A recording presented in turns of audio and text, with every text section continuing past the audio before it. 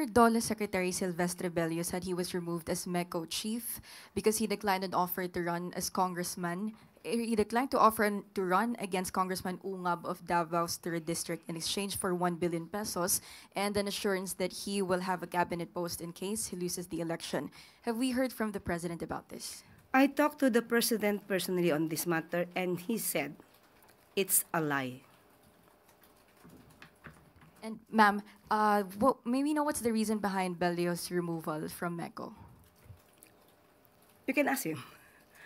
But on the part of the president, it's a lie. There's no truth about that.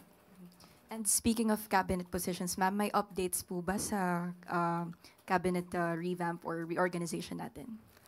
Sa ngayon, wala pang ibinibigay na update.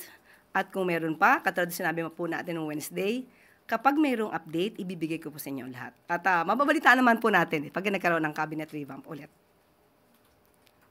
Maraming salamat.